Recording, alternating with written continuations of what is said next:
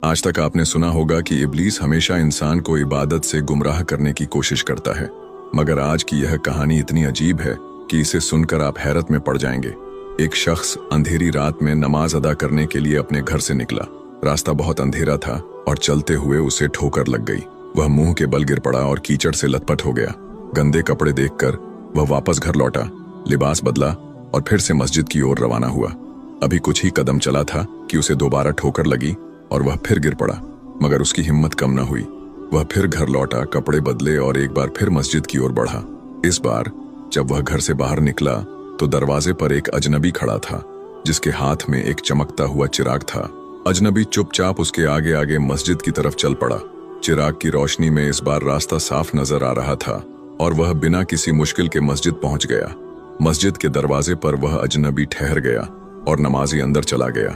नमाज अदा करने के बाद जब वह बाहर निकला तो देखा कि वह अजनबी अभी भी खड़ा था, मानो उसे घर छोड़ने आया हो।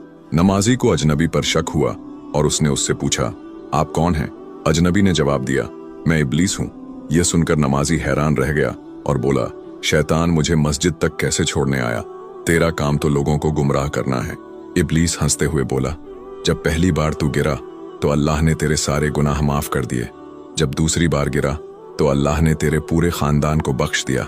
मुझे डर था कि अगर तू तीसरी बार गिरा तो अल्लाह पूरे गांव को बख्श देगा, इसलिए मैं चिराग लेकर आया ताकि तू बिना गिरे मस्जिद पहुंच जाए। यह सुनकर नमाजी की आंखों में आंसू आ गए। उसने सजदे में गिरकर अल्लाह का शुक्र अदा किया कि उसकी मेहनत और नियत को अल्लाह ने कबूल कर लिया।